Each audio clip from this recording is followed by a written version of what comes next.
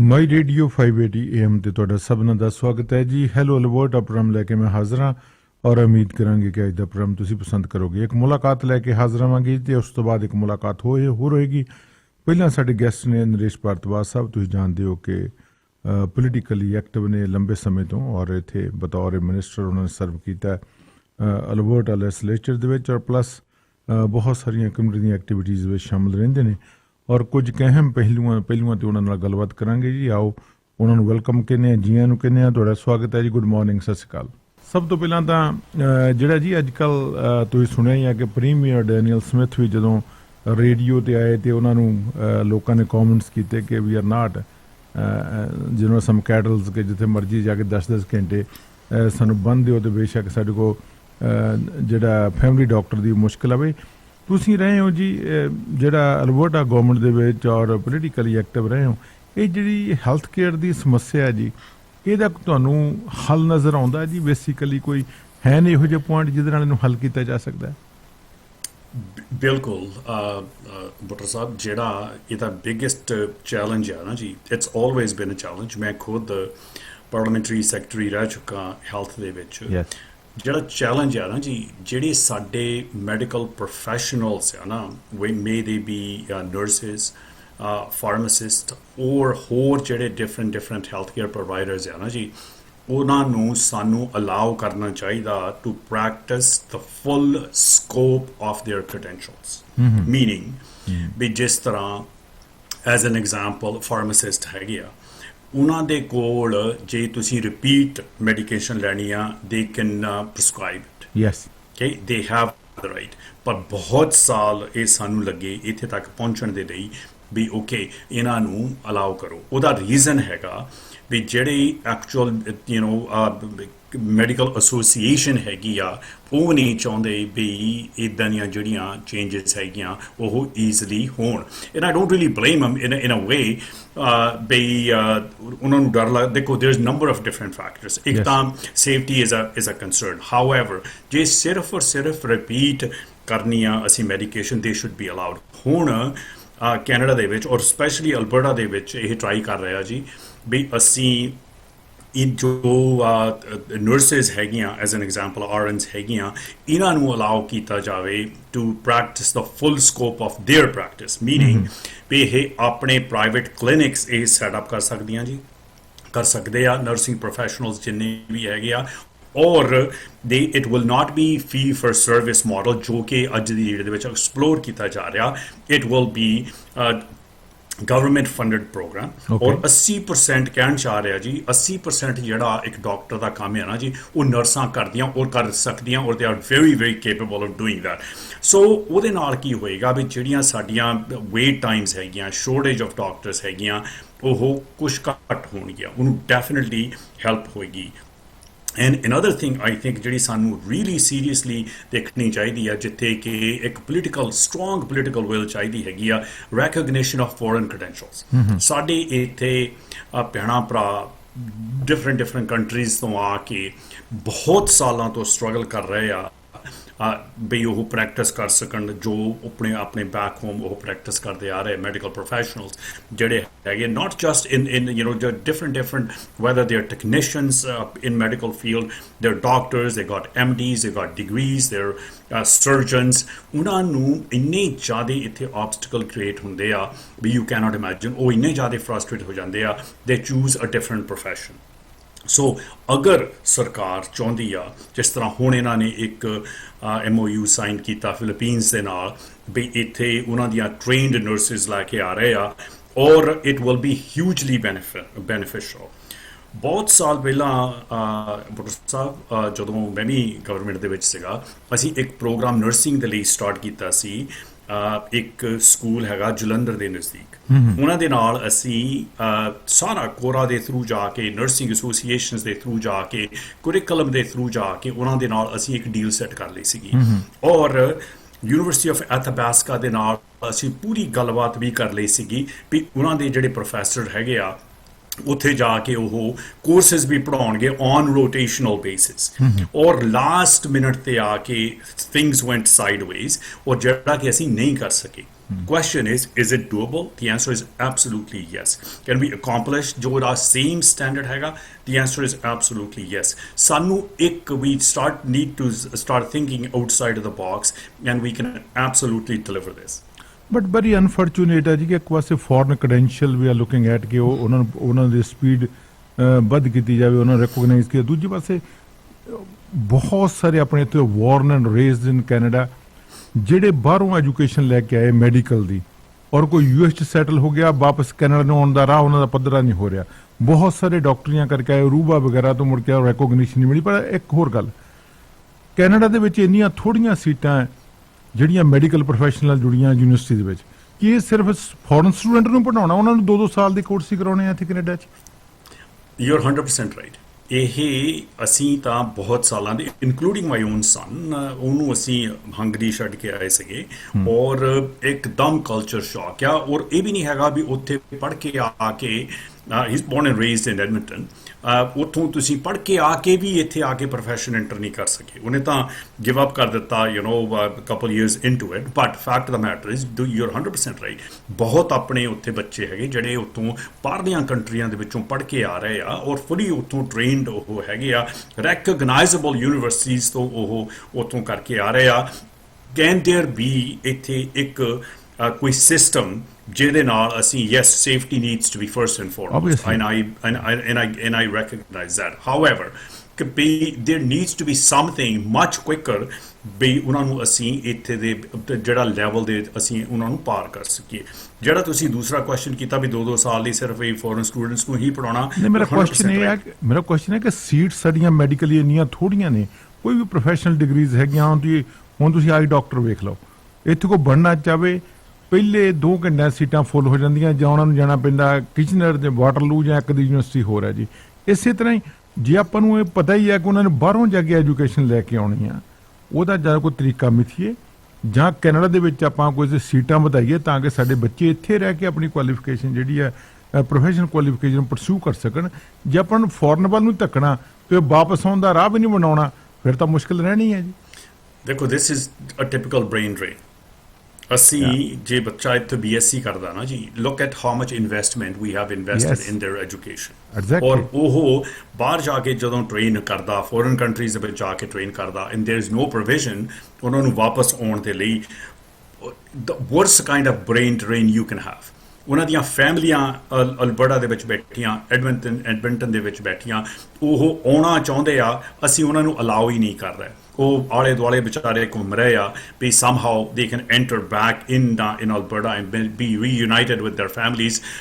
Absolutely 100%. ਦੇਖੋ, ਜਦੋਂ ਇਹ ਸੀਟਸ ਦੀ forecast ਹੁੰਦੀ ਆ ਨਾ ਜੀ by post-secondary institutions, lot of that is dictated by the profession. Yes. Meaning the medical profession. Alberta Medical Association as an example. It dictate ਕਰਦੇ ਆ, it's all about supply and demand. It's not just in the medical profession. Same thing goes for, I've been a teacher for so many years. Teaching profession is no different. ਉਹ forecast ਕਰਦੇ ਆ ਵੀ okay, in the next year ਆ ਸਾਡੀ demand ਹੁੰਦੀ ਆ। ਜਦੋਂ challenge ਆਉਂਦਾ ਨਾ ਜੀ, ਜਦੋਂ ਆਹ ਇਨਫਲਕਸ ਹੁੰਦਾ, ਹੁਣ ਤੁਸੀਂ ਦੇਖੋ ਅਲਬਰਟਾ ਦੇ ਵਿੱਚ ਕਿੰਨੀ ਜ਼ਿਆਦੀ ਆਪਾਂ ਗੇਨ ਕਰ ਰਹੇ ਹਾਂ ਬਾਈ ਦ ਡੇ ਪਾਪੂਲੇਸ਼ਨ ਨੂੰ। every single day ਇੱਥੇ 100 probably net ਆਪਾਂ ਕਰ ਰਹੇ ਹਾਂ, if not more। ਇੱਥੇ ਜਿਹੜੇ ਵਿਅਕਤੀ ਮੂਵ ਹੋ ਕਰ ਰਹੇ, ਕੁਛ ਇੱਥੇ ਇਮੀਗ੍ਰੈਂਟ ਹੋ ਕੇ ਆ ਰਹੇ ਆ, ਕੁਛ ਇੱਥੇ ਮਾਈਗ੍ਰੇਸ਼ਨ ਹੋ ਕੇ ਆ ਰਹੀ ਆ। ਇਹ ਜਿਹੜੀ ਅਨਪ੍ਰੈਡਿਕਟੇਬਿਲਿਟੀ ਆ ਨਾ ਜੀ population ਇਨਫਲਕਸ the, that also ਕੰਟਰੀਬਿਊਟਸ to ਇੱਦਾਂ ਦੀਆਂ ਸਕੂਲ ਹਲੇ ਬਣਦਾ ਪਿੱਛੋਂ ਆ, ਉਹ ਫੁੱਲ ਹੋ ਜਾਂਦਾ। ਜਿਹੜੀਆਂ ਤੁਸੀਂ ਉਹਨਾਂ ਦੀਆਂ ਜ਼ੋਨਿੰਗ ਕਰਦੇ ਆ, zoning is done for 500, all of a sudden ਤੁਹਾਡੇ ਕੋਲ ਉਸ ਨੇਬਰਹੁੱਡ ਦੇ ਵਿੱਚ 700 ਆ ਗਏ। ਇਨਫੀਲਡਸ ਹੋਣੀਆਂ ਸ਼ੁਰੂ ਹੋ ਗਈਆਂ, ਇਨ ਮੈਚੋਰਡ ਨੇਬਰਹੁੱਡਸ, ਜਿਹੜੀਆਂ ਕਿ ਜਦੋਂ ਪਲੈਨਿੰਗ ਹੁੰਦੀ ਆ ਨਾ ਜੀ, they are not considered and they should be considered।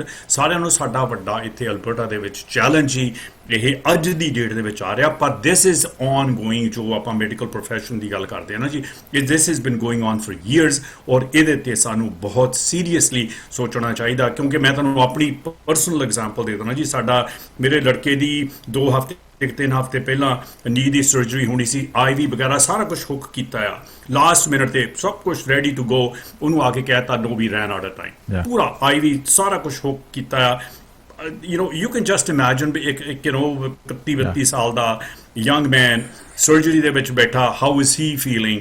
Be look at it. Is that the profession we want? Is that the system we desire? And two things, sometimes hard to understand है कि एक पासे Canada और like rest of the world, ਪਰ Canada ਵੀ ਅਸੀਂ baby ਬੂਮਰ population retirement ਤੇ ਆ, youth ਨੂੰ ਅਸੀਂ ਵਰਲਡ ਤੋਂ ਅਟਰੈਕਟ ਕਰ ਰਹੇ ਆ, ਆਪਣਾ ਬ੍ਰੇਨ ਡਰੇਨ ਸਭ ਤੋਂ ਸੰਭਿਆ ਨਹੀਂ ਜਾਂਦਾ, ਉਹ ਸਾਰਾ ਯੂਥ ਹੈ। ਇਹ ਕਿਸ ਤਰ੍ਹਾਂ ਮੈਨੂੰ ਬੈਲੈਂਸ ਜਾਂ ਸਟ੍ਰਾਈਕ ਨਹੀਂ ਹੁੰਦਾ ਕਿਸੇ ਤਰੀਕੇ ਨਾਲ? But sir, I think a lot of it, ਜਦੋਂ ਇੱਕ ਸਰਕਾਰ ਨਾ ਜੀ, call it the current UCP ਸਰਕਾਰ, ਜਦੋਂ ਉਹ ਪੁਸ਼ ਬੈਕ ਕਰਨਾ ਸ਼ੁਰੂ ਕਰ ਦਿੰਦੀ ਹੈ ਨਾ ਜੀ, ਵੀ ਅਸੀਂ ਆਹ ਅਕੰਪਲਿਸ਼ ਕਰਨਾ ਆ, ਐਜ਼ ਐਨ ਐਗਜ਼ਾਮਪਲ ਜਿੱਦਾਂ ਹੁਣ ਇਹ ਕਹਿ ਰਹੇ ਆ ਵੀ ਜਿਹੜੀਆਂ ਨਰਸਿਸ ਹੈਗੀਆਂ they must be allowed to practise the full scope of their credentials. I think ਇਹਦੇ ਨਾਲ ਹੁੰਦਾ ਕੀ ਆ ਜੀ, it's all about supply and demand. ਜਿੰਨੀ ਜੇ ਸਪਲਾਈ ਜ਼ਿਆਦੀ ਆ ਤੇ they can't negotiate what they get paid. That's plain Jane and simple, yeah, right? Yeah. So it can't always be about money. ਜੇ ਆਪਾਂ ਕੀ ਹੈ ਨਾ ਜੀ, ਇਹਦੇ ਤੇ ਹੋਰ ਮਨੀ ਸੈੱਟ ਦਿਓ, ਹੋਰ ਮਨੀ ਸੈੱਟ ਦਿਓ, 40-45% ਸਾਡਾ ਜਿਹੜਾ ਪ੍ਰੋਵਿੰਸ਼ੀਅਲ ਬਜਟ ਆ ਉਹ ਤਾਂ ਆਲਰੇਡੀ ਅਸੀਂ ਆਪਣੇ ਹੈਲਥ ਕੇਅਰ ਨੂੰ ਡੈਡੀਕੇਟ ਕੀਤਾ ਆ। How much more money can you throw at it? ਤੇ ਫਾਇਦਾ ਤਾਂ ਫਿਰ ਵੀ ਕੁਛ ਨਹੀਂ ਹੋ ਰਿਹਾ। So throwing money at it is not the solution. Looking for creative answers has to be the solution. And I think ਜਿੰਨਾ ਚਿਰ ਅਸੀਂ ਇਹ ਨਾ ਸੋਚਣਾ ਸ਼ੁਰੂ ਕੀਤਾ ਵੀ what else can we do and how else can we do? The primary care network is a prime example, ਜਿਹੜੀ ਕਿ ਬੜੇ ਸਾਲਾਂ ਤੋਂ ਇਹ ਟਰਾਈ ਕਰ ਰਹੇ ਆ ਵੀ ਪ੍ਰਾਇਮਰੀ ਕੇਅਰ ਨੈਟਵਰਕ ਉੱਥੇ ਇਹ ਕਰੀਏ, talking about different kinds of wrap around services as an example. Mental health challenges, 20% of Canadian population suffers from mental health. ਜਿਹੜੀਆਂ ਇਹ ਸਾਡੇ ਐਮਰਜੈਂਸੀਜ਼ ਦੇ ਵਿੱਚ ਸਾਨੂੰ ਚੈਲੰਜਸ ਆ ਰਹੇ ਆ, ਲਾਅ ਐਂਡ ਆਰਡਰ ਦੇ ਵਿੱਚ ਚੈਲੰਜਸ ਆ ਰਹੇ ਆ, mental health has got a lot to contribute with this. And if ਜਦੋਂ ਅਸੀਂ ਸਰਕਾਰ ਦੇ ਵਿੱਚ ਸੀਗੇ, human services, the whole objective was, even though the department was way too big, ਉਹਦਾ objective ਇਹ ਸੀਗਾ ਵੀ ਇੱਕ ਰੂਫ ਦੇ ਥੱਲੇ ਇੱਕ ਪੇਸ਼ੈਂਟ ਨੂੰ ਜਾਂ ਇੱਕ ਵਿਅਕਤੀ ਨੂੰ, ਇੱਕ ਹਿਊਮਨ ਬੀਇੰਗ ਨੂੰ ਜਿਹੜੀਆਂ ਕਿ ਉਹਨੂੰ ਰੈਪ ਅਰਾਊਂਡ ਸਰਵਿਸਿਜ਼ ਚਾਹੀਦੀਆਂ ਉਹ ਅਸੀਂ ਉਹਨਾਂ ਨੂੰ ਪ੍ਰੋਵਾਈਡ ਕਰ ਸਕੀਏ, ਔਰ ਉਹ ਕਿਸੇ ਹੱਦ ਤੱਕ ਸਕਸੈਸਫੁਲ ਵੀ ਹੋਇਆ। Until we look at the grass root ਵੀ ਇਹਦੀਆਂ actual problems ਕੀ ਆ। We talked about immigration, we talked about migration. ਅਗਰ ਤੁਸੀਂ hundreds and thousands of advertisement ਕਰ ਰਹੇ ਵੀ Alberta is calling or Canada is calling, ਤੁਸੀਂ international students ਆ ਰਹੇ ਆ, ਹੋਰ ਵਿਅਕਤੀ ਆ ਰਹੇ, ਤੁਹਾਡੇ immigration ਇੰਨੀ ਆ ਰਹੀ ਆ, but ਤੁਹਾਡਾ infrastructure ready ਨਹੀਂ ਹੈਗਾ, then that leads to all kinds of challenges. Look at housing challenges is a huge challenge. Look at the rent right across Canada. Big kitna jada sanu challenge aa raha, or ultimately we all suffer. We all suffer from violence. We all suffer from also, tanu na kar rehn nu mil raha, na tanu odiyan proper tanu facilities mil rahiyan, taxes tade vadde ja rahe a, affordability is becoming a challenge. These are all ਜਿਹੜੀਆਂ ਕਿ government ਦੀ primary job ਆ ਜੀ, ਇਹਨਾਂ ਚੀਜ਼ਾਂ ਨੂੰ properly manage ਕਰੇ। Yes, if we need to put a halt on it, let's re-evaluate, let's recalibrate. ਤੁਸੀਂ as a business, you always look at it and recalibrate. ਤੁਸੀਂ, you can't open the doors wide open and say, okay, ਆਈ ਜਾਓ, but we're not ready for you. Okay, that's what's leading to all these problems. ਮੈਨੂੰ ਲੱਗਦਾ ਜੀ ਕਿ ਜਿਹੜਾ ਇਨਫਲਕਸ of population ਹੈ ਇਹਨੇ ਬਹੁਤ ਜ਼ਿਆਦਾ ਰੋਲ ਨਿਭਾਇਆ, ਪਰ ਹੈਲਥ ਕੇਅਰ ਇਜ਼ ਜਿਹੜੀ ਮੁਸ਼ਕਿਲ ਹੈ ਤੇ ਬੜੀ ਦੇਰ ਤੋਂ। ਮੈਂ ਕੁਝ ਦਿਨ ਪਹਿਲਾਂ ਮੈਨੂੰ ਸਾਡੇ ਇੱਥੇ ਲੈਜਿਸਲੇਚਰ ਜਾਣ ਦਾ ਮੌਕਾ ਮਿਲਿਆ, ਮੈਨੂੰ ਲੱਗਾ ਜੀ ਕਿ ਮਾਈ ਗਾਡ, UCP ਨੂੰ ਕਿੰਨਾ ਵਧੀਆ ਪੁਆਇੰਟ ਮਿਲ ਗਿਆ ਕਿ 4 ਸਾਲ ਵਿੱਚ NDP ਆ ਗਈ, ਪਿਛਲੇ 45 ਸਾਲਾਂ 'ਚ 50 ਸਾਲਾਂ ਸਾਰਾ ਕੁਛ ਉੱਤੇ ਬਲੇਮ ਡੰਪ ਕਰਦੇ ਹੋ 4 ਸਾਲਾਂ 'ਚ। Everything ਵੈਂਟ wrong in those 4 years। ਉਹ ਜਦੋਂ ਸ਼ੁਰੂ ਕਰਦੇ ਉਹ ਗੱਲਬਾਤ ਇੱਥੋਂ ਸ਼ੁਰੂ ਕਰਦੇ ਆ ਜੀ, with your 4 years in the power. ਮੈਂ ਸਰਕਾਰਾਂ ਦੇ ਹੈਰਾਨ ਹੁੰਦਾ ਕਿ ਕਿੱਦਾਂ ਬੱਕ ਪਾਸ ਕਰਦੇ ਇੱਕ ਦੂਜੇ ਤੇ, ਉਹਨੂੰ ਰਿਜ਼ੋਲਵ ਕਰਨ ਦੀ ਬਜਾਏ just find a way to pass the work to somebody else. My next question ਬੜਾ ਇੰਪੋਰਟੈਂਟ ਹੈ। ਤੁਸੀਂ ਪਾਰਲੀਮੈਂਟ ਜਿਹੜੀ ਚੋਣ ਆ ਰਹੀ ਹੈ, ਜਿਹੜੀ ਹੁਣੀ ਆ 2025 ਦੇ ਵਿੱਚ, ਉਹਦੇ 'ਚ ਤੁਹਾਡੀਆਂ ਐਸਪੀਰੇਸ਼ਨ ਹੈਗੀਆਂ ਕਿ ਤੁਸੀਂ ਕੰਟੈਸਟ ਕਰਨਾ ਜੀ, ਔਰ ਇੱਕ ਬਹੁਤ ਵੱਡੀਆਂ ਪ੍ਰੋਬਲਮ ਉਹਨੂੰ ਲੈ ਕੇ ਵੀ ਆ, ਕਿਉਂਕਿ ਤੁਹਾਨੂੰ ਪਤਾ ਜੀ ਕਿ ਫੋਰਨ ਇੰਟਰਫੀਰੈਂਸ ਦਾ ਜਿਹੜਾ ਉਹਦੇ ਵਿੱਚ ਰੌਲਾ ਪੈ ਰਿਹਾ ਹੁਣੇ ਕੰਜ਼ਰਵੇਟਿਵ ਲੀਡਰਸ਼ਿਪ ਵੀ ਕਹਿੰਦੇ ਉਹ ਤੋਂ ਬਚੀ ਨਹੀਂ। ਕਿੰਨਾ ਕੁ ਕੰਸਰਨਿੰਗ ਆ ਤੁਹਾਡੇ ਲਈ ਜੀ ਕਿ ਜਿਸ ਪਾਰਟੀ ਤੁਸੀਂ ਰਨ ਕਰਨਾ ਉਸ ਪਾਰਟੀ ਤੇ ਵੀ ਇਹ ਜਿਹੜਾ ਦੋਸ਼ ਲੱਗ ਗਿਆ ਕਿ ਕਿਤੇ ਉਹ ਹੋਰ ਦੁਨੀਆ 'ਚ ਬੈਠੇ ਬੰਦੇ ਉਹਨਾਂ ਨੂੰ ਜਿਤਾਉਣ ਵਾਸਤੇ ਉੱਥੋਂ ਹੈਲਪ ਕਰ ਰਹੇ ਆ? ਦੇਖੋ Buttar Sahib, I think we must be very careful ਵੀ ਜਿਹੜੀ ਫੋਰਨ ਇੰਟਰਫੀਅਰੈਂਸ ਹੈਗੀ ਆ ਨਾ ਜੀ, ਪੋਲੀਟੀਕਲ ਇੰਟਰਫੀਅਰੈਂਸ ਦੀ ਜੇ ਆਪਾਂ ਗੱਲਬਾਤ ਕਰਦੇ ਆ ਨਾ ਜੀ, I think we need to be absolutely careful ਵੀ ਉਹ ਨਾ ਹੋਵੇ, ਬਿਲਕੁਲ ਨਾ ਹੋਵੇ, ਕਿਉਂਕਿ ਸਾਡੇ ਇਨਫ ਇੱਥੇ ਕੰਸਟੀਚੂਐਂਟਸ ਹੈਗੇ ਆ, ਸਾਡੀਆਂ ਇਨਫ ਇੱਥੇ ਵੋਇਸਿਸ ਹੈਗੀਆਂ ਜਿਹੜੀਆਂ ਕਿ ਇਹਨਾਂ ਨੂੰ ਚੈਲੰਜਸ ਨੂੰ ਬੜੇ ਹੀ ਵਧੀਆ ਤਰੀਕੇ ਦੇ ਨਾਲ ਇਹ ਅਸੀਂ ਹੈਂਡਲ ਕਰ ਸਕਦੇ ਹਾਂ ਜੀ। ਜਿਹੜਾ ਲੋਕਲ ਕੰਸਟੀਚੂਐਂਟ ਹੈਗਾ ਨਾ ਜੀ, ਸਾਡੇ ਮੁੱਦਿਆਂ ਨੂੰ ਲੋਕਲ ਕੰਸਟੀਚੂਐਂਟ ਤੋਂ ਜ਼ਿਆਦਾ ਕੋਈ ਨਹੀਂ ਜਾਣਦਾ ਜੀ। ਹੁਣ I think it's absolutely critical that we must pay attention to this and make sure ਵੀ ਜਿਹੜੇ ਇੱਥੇ ਸਾਡੇ ਲੋਕਲ ਮੁੱਦੇ ਹੈਗੇ ਆ, ਸਾਡੇ ਨੈਸ਼ਨਲ ਮੁੱਦੇ ਹੈਗੇ ਆ, ਅਸੀਂ ਉਹਨਾਂ ਨੂੰ ਮੁੱਖ ਰੱਖ ਕੇ ਔਰ ਜੋ ਉਹਨਾਂ ਮੁੱਦਿਆਂ ਨੂੰ ਬੈਸਟ ਰੈਪਰੈਜ਼ੈਂਟ ਕਰ ਸਕਦਾ ਔਰ ਕਮਿਟਡ ਉਹਨਾਂ ਮੁੱਦਿਆਂ ਦੇ ਲਈ ਹੈਗਾ, ਉਹਨਾਂ ਨੂੰ ਅਸੀਂ ਚੋਣਾਂ ਦੇ ਵਿੱਚ ਓਪਰਚੁਨਿਟੀ ਦਈਏ ਔਰ ਉਹਨਾਂ ਨੂੰ ਅਸੀਂ ਇਲੈਕਟ ਕਰੀਏ ਇਸ ਕਰਨ ਦੇ ਲਈ। ਜਿਹੜੀਆਂ ਲੇਟਲੀ ਜੋ ਡਿਵੈਲਪਮੈਂਟਸ ਹੈਗੀਆਂ ਨੇ ਵਿਦਨ ਆਰ ਕਮਿਊਨਿਟੀ, ਕਿਤੇ ਡਿਵੀਜ਼ਨ ਨਜ਼ਰ ਆਉਂਦੀ ਹੈ। ਬੀਇੰਗ ਏ ਲੀਡਰ, ਕੀ ਸਟੈਪਸ ਲੈ ਰਹੇ ਹੋ ਕਿ ਉਹਨਾਂ ਨੂੰ ਇਕੱਠਿਆਂ ਕੀਤਾ ਜਾਵੇ, ਜਿਹੜੀ ਇਹ ਡਿਵੀਜ਼ਨ ਆ ਉਹਨੂੰ ਕੱਟ ਕੀਤਾ ਜਾਵੇ ਜੀ? ਬੁੱਟਰ ਸਾਹਿਬ, ਜਿਹੜੀਆਂ ਡਿਵੀਜ਼ਨਸ ਹੈਗੀਆਂ ਨਾ ਜੀ, as a human being first and foremost, ਉਹ ਸਾਨੂੰ ਲੋਕਾਂ ਦੇ ਨਾਲ, ਮੈਂ ਆਪਣੀ ਪਰਸਨਲ ਐਗਜ਼ਾਮਪਲ ਯੂਜ਼ ਕਰਦਾ ਜੀ, ਓਵਰ ਲਾਸਟ 47 ਈਅਰਸ ਸਾਨੂੰ ਇੱਥੇ ਐਡਮਿੰਟਨ ਦੇ ਵਿੱਚ ਹੀ ਮੈਨੂੰ ਰਹਿੰਦਿਆਂ ਨੂੰ ਹੋ ਗਏ, ਸਾਡੇ ਪਰਿਵਾਰ ਨੂੰ ਰਹਿੰਦਿਆਂ ਨੂੰ ਹੋ ਗਏ ਵੀ ਕੋਈ ਵੀ ਇੱਦਾਂ ਦਾ ਵਿਅਕਤੀ ਨਹੀਂ ਹੈਗਾ ਜਿਹੜਾ ਕਿ ਕਵੇ ਵੀ ਨਰੇਸ਼ ਭਾਰਦਵਾਜ ਨੇ ਡਿਵੀਜ਼ਨ ਕ੍ਰੀਏਟ ਕਰਨ ਦੀ ਟਰਾਈ ਕੀਤੀ ਆ ਜਾਂ ਕਰ ਰਹੇ ਆ। ਸਾਨੂੰ ਐਜ਼ ਸਾਰੇ ਜਿੰਨੇ ਅਸੀਂ ਕਮਿਊਨਿਟੀ ਦੇ ਮੈਂਬਰਸ ਹੈਗੇ ਆ ਨਾ ਜੀ, ਉਹਨਾਂ ਦੇ ਵਿੱਚ ਸਾਰੀਆਂ ਜਿੰਨੀਆਂ ਸਾਡੀਆਂ ਧਰਮ ਸੰਸਥਾ ਹੈਗੀਆਂ, they can play a critical role. ਸਾਡੇ ਜਿਹੜੇ NGOs ਹੈਗੇ ਆ, they can play a critical role, and us as human beings must absolutely must play a critical role, ਕਿਉਂਕਿ ਜਿਹੜਾ ਜਦੋਂ ਤੁਸੀਂ ਡਿਵੀਜ਼ਨਸ ਸਟਾਰਟ ਕਰਦੇ ਨਾ ਜੀ, ਤੁਸੀਂ ਉਹ ਧਰਮ ਦੇ ਨਾਂ ਤੇ ਡਿਵੀਜ਼ਨ ਕਰ ਲਓ, ਤੁਸੀਂ ਕਿਸੇ ਹੋਰ ਮੁੱਦੇ ਦੇ ਨਾਂ ਤੇ ਡਿਵੀਜ਼ਨ ਕਰ ਲਓ, ਦੇ ਆਰ ਆਲਵੇਜ਼ ਡਿਵਿਸਿਵ ਐਂਡ ਉਹ ਇੱਕ ਹੇਟਰੇਟ ਕ੍ਰੀਏਟ ਕਰਦੇ ਆ ਇੱਕ ਦੂਜੇ ਦੇ ਪ੍ਰਤੀ, ਜਿਹੜੀ ਕਿ ਬਿਲਕੁਲ ਅੰਡਰ ਨੋ ਸਰਕਮਸਟੈਂਸਿਸ ਇਹ ਹੋਣੀ ਚਾਹੀਦੀ ਆ। Absolutely cannot be permitted and ਜੋ ਹੈ ਕੀ ਆ ਬੁੱਟਰ ਸਾਹਿਬ, ਜਿਹੜਾ ਕਿ ਜਦੋਂ ਤੁਸੀਂ ਓਵਰਆਲ ਇੱਕ ਸਿਨੈਰੀਓ ਦੇਖਦੇ ਆ ਨਾ ਜੀ, ਈਵਨ ਨੇਸ਼ਨ ਵਾਈਡ ਤੁਸੀਂ ਦੇਖਦੇ ਆ ਨਾ ਜੀ, ਇੱਕ ਬਹੁਤ ਹੀ ਸਮਾਲ ਸੈਗਮੈਂਟ ਹੁੰਦੀ ਕਮਿਊਨਿਟੀ ਦੀ, ਨਾ ਕਿ ਐਵਰੀਬਾਡੀ ਇਜ਼ ਨਾਟ ਇਨਟੂ ਦਿਸ, ਬਹੁਤ ਹੀ ਇੱਕ ਸਮਾਲ ਪਰਸੈਂਟੇਜ ਕਮਿਊਨਿਟੀ ਦੀ ਹੁੰਦੀ ਆ ਜਿਹੜੀ ਕਿ ਇਹ ਸਮਟਾਈਮਸ ਇਹਨੂੰ ਉਭਾਰਨ ਦੀ ਟਰਾਈ ਕਰਦੀ ਆ ਜਾਂ ਡਿਵੀਜ਼ਨ ਕ੍ਰੀਏਟ ਕਰਨ ਦੀ ਟਰਾਈ ਕਰਦੀ ਆ। ਬਾਈ ਐਂਡ ਲਾਰਜ ਜਿਹੜੇ ਅਸੀਂ ਹੁਣ ਜਦੋਂ ਪਿੰਡਾਂ ਤੋਂ ਆਏ ਆ ਜਾਂ ਸ਼ਹਿਰਾਂ ਤੋਂ ਆਏ ਆ, ਕਦੀ ਮੈਂ ਤਾਂ ਹੁਣ ਲਾਸਟ ਈਅਰ ਆਪਣੇ ਪਿੰਡ ਜਾ ਕੇ ਆ, ਉੱਥੇ ਤਾਂ ਜਿੱਦਾਂ ਐਜ਼ ਅ ਫੈਮਿਲੀ ਸਾਰੇ ਦੇ ਸਾਰੇ ਰਹਿ ਰਹੇ ਆ। ਇੱਥੇ ਸਾਲੋ ਸਾਲ ਦੇ 47 ਸਾਲਾਂ ਦੇ ਅਸੀਂ ਰਹਿੰਦੇ ਆ ਫੈਮਿਲੀ ਦੇ ਤਰ੍ਹਾਂ, ਹਰ ਇੱਕ ਫੈਮਿਲੀ ਦੇ ਨਾਲ ਅਸੀਂ ਡੀਲ ਕਰਦੇ ਆ ਔਰ ਰਹਿ ਰਹੇ ਆ।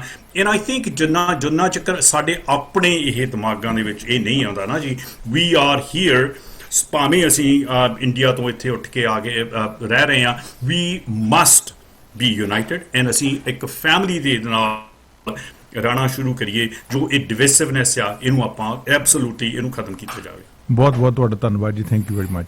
ਸਵੇਰੇ ਤੁਸੀਂ ਸਮਾਂ ਕੱਢਿਆ, ਥੈਂਕ ਯੂ ਵੈਰੀ ਮਚ।